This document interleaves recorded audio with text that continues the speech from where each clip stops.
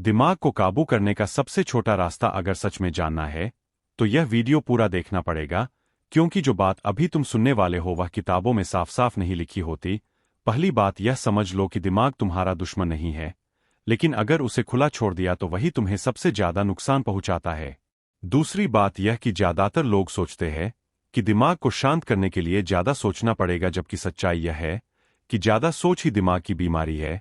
तीसरी बात यह कि जो इंसान हर विचार पर विश्वास कर लेता है वह कभी मजबूत नहीं बन पाता, क्योंकि हर विचार सच नहीं होता। चौथी बात यह कि दिमाग को काबू करने के लिए उसे दबाना नहीं बल्कि उसे देखना सीखना पड़ता है, और यही सबसे मुश्किल काम है। पांचवी और सबसे जरूरी बात यह कि जिस दिन तुमने अपने दिमाग की आवाज और अपनी असली आवाज में फर्क समझ लिया, उसी दिन से तुम्हारा जीवन बदलना शुरू हो जाता है। क्योंकि दिमाग हमेशा डर दिखाता है, भविष्य का, नुकसान का, लोगों का, लेकिन तुम्हारी चेतना हमेशा तुम्हें आगे बढ़ने के लिए कहती है। समस्या यह है कि हम चेतना की नहीं दिमाग की सुनते। हम उस सोच पर भरोसा कर लेते हैं जो हमें कमजोर बनाती है। रात को सोते समय भी दिमाग चलता रहता है, सुबह उठते ही फिर शुरू हो जाता है, और धीरे धीरे हम उसके गुलाम बन जाते हैं। लेकिन सच यह है कि दिमाग को जीतने के लिए किसी जादू की जरूरत नहीं होती, बल्कि एक छोटी सी समझ की जरूरत होती है।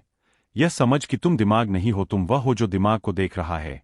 जिस दिन यह बात तुम्हारे अंदर उतर गई, उस दिन से गुस्सा कम होने लगेगा, डर ढीला पड़ने लगेगा और फैसले साफ होने लगेंगे।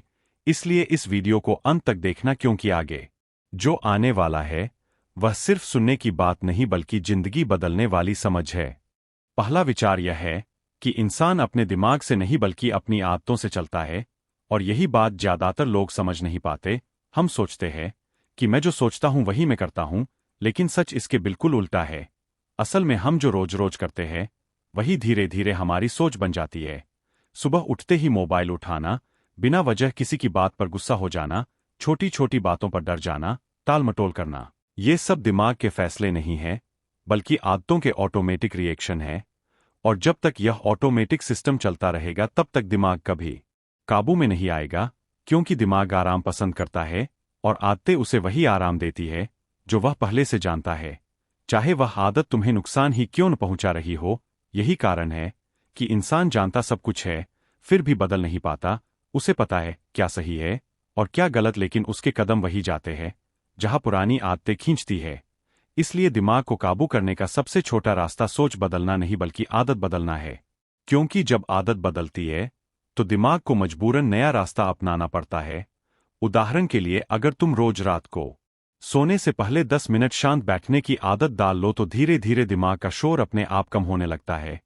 अगर तुम जवाब देने से पहले 2 सेकंड रुकने की आदत डाल लो तो गुस्सा अपने आप कमजोर पड़ने लगता है। अगर तुम हर दिन खुद से एक सच्चा सवाल पूछने की आदत बना लो तो भ्रम टूटने लगता है।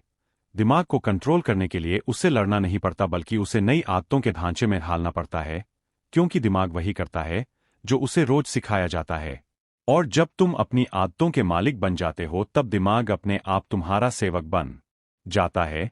इसलिए पहला कदम बहुत साफ है, अपने विचारों से नहीं अपनी आदतों से शुरू करो, क्योंकि जिस दिन तुमने अपनी एक भी गलत आदत पर जीत हासिल कर ली, उसी दिन से दिमाग पर तुम्हारा असली कंट्रोल शुरू हो जाता है।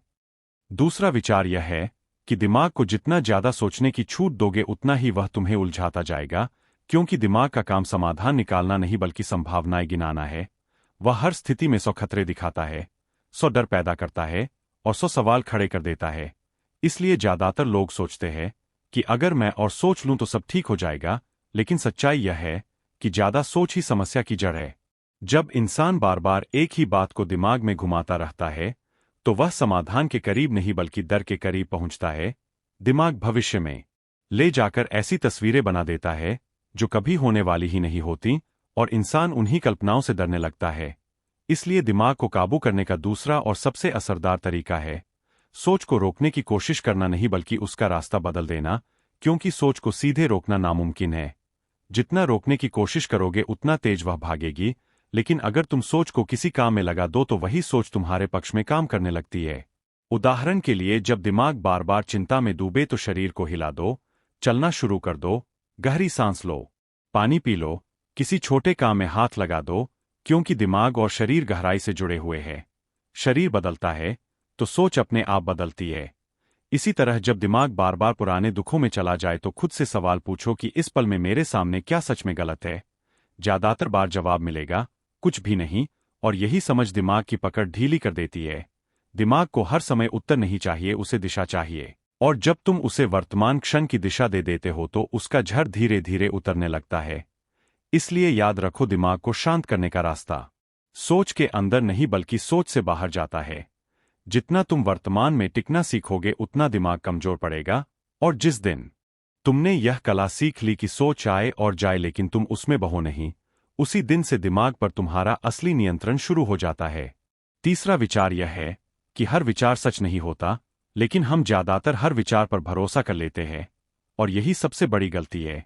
दिमाग में जो भी आता है हम उसे अपनी आवाज मान लेते हैं, जबकि सच यह है कि दिमाग बस एक मशीन है जो पुराने अनुभवों, डर, यादों और आदतों के आधार पर लगातार विचार पैदा करता रहता है। वह यह नहीं देखता कि वह विचार तुम्हें मजबूत बना रहा है या कमजोर, वह बस चलता रहता है।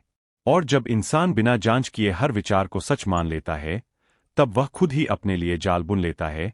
उदाहरण के लिए दिमाग कहता है, तुमसे यह नहीं होगा, लोग क्या कहेंगे, तुम पहले भी असफल हुए हो, और हम मान लेते हैं कि यह सच है, जबकि यह सिर्फ दिमाग की पुरानी रिकॉर्डिंग होती है, वास्तविकता नहीं।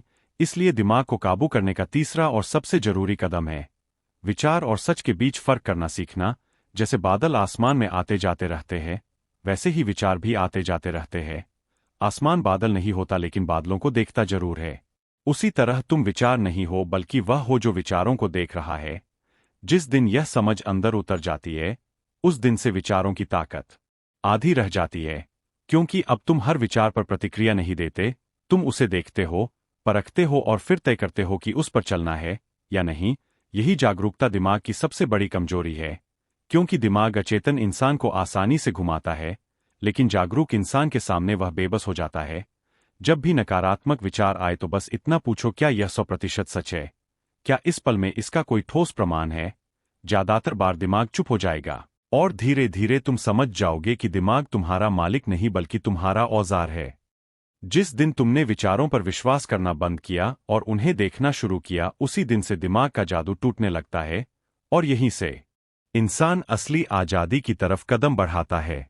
चौथा विचार यह है कि दिमाग को काबू करने के लिए उसे दबाना नहीं बल्कि उसे देखना सीखना पड़ता है, क्योंकि ज्यादातर लोग यही गलती करते हैं कि जैसे ही नकारात्मक सोच आती है वे उसे जबरदस्ती हटाने की कोशिश करते हैं। गुस्सा आए तो कहते हैं, मुझे गुस्सा नहीं करना चाहिए। डर आए तो कहते हैं, मुझे डरना नहीं चाहिए। लेकिन जितना तुम किसी विचार या भावना से लड़ते हो उतनी ही ताकत तुम उसे दे देते हो। दिमाग संघर्ष से चलता है और विरोध से और तेज हो जाता है। इसलिए दबाने की कोशिश करना आग पर पेट्रोल डालने जैसा है। इसके उलट जब तुम बिना जज किए अपने दिमाग को देखना शुरू करते हो तब पहली बार उसका असली चेहरा सामने आता है। जैसे ही गुस्सा उठे बस यह देखो कि शरीर में क्या हो रहा है। सांस तेज है, दिल धड़क रहा है, चेहरे में गर्मी है, और जैसे ही तुम देखने वाले बन जाते हो वैसे ही गुस्से की पकड़ ढीली पड़ने लगती है, क्योंकि अब तुम उसमें बह नहीं रहे बल्कि उसे समझ रहे हो। यही जागरूकता दिमाग को कमजोर करती है। बुद्ध ने भी यही कहा था कि दुख का अंत भागने से नहीं बल्कि समझने से होता है।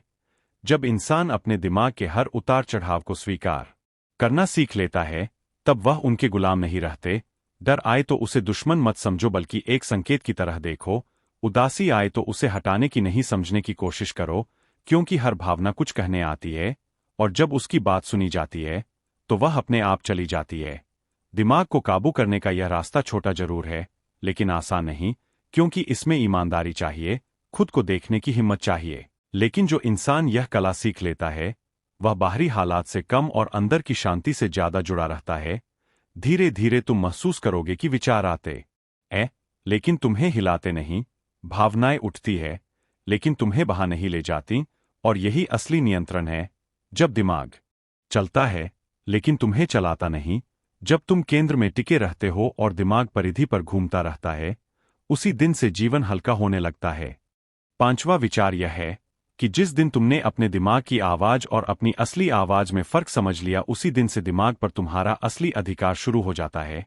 क्योंकि दिमाग की आवाज हमेशा शोर करती है, जल्दी करती है, डराती है और तुलना करवाती है। वह या तो तुम्हें बीते हुए कल में ले जाती है या आने वाले कल के डर में फंसा देती है। जबकि तुम्हारी असली आवाज बहुत शांत होती है। वह धीरे बोलती है, लेकिन सही दिशा दिखाती है। समस्या यह है कि हमने बचपन से दिमाग की सुनना सीख लिया, लेकिन अपनी भीतर की चेतना की सुनना कभी सीखा ही नहीं। दिमाग कहता है, अभी नहीं, बाद में करेंगे, यह मुश्किल है, लोग हंसेंगे, असफल हो गए तो क्या होगा, और हम रुक जाते हैं। लेकिन भीतर से एक हल्की सी आवाज आती है जो कहती है, कोशिश करो, आगे बढ़ो, सच के साथ खड़े रहो। और जब इंसान उस शांत आवाज को पहचानना सीख लेता है, तब दिमाग की पकड़ अपने आप ढीली पड़ जाती है। यह पहचान अचानक नहीं होती, बल्कि अभ्यास से आती है। जब तुम रोज कुछ पल चुपचाप बैठकर अपने अंदर झांकते हो, बिना फोन के, बिना शोर के, तब धीरे धीरे यह फर्क साफ होने लगता है। दिमाग की आवाज में बेचैनी होती है, जबकि असली आवाज में स्थिरता।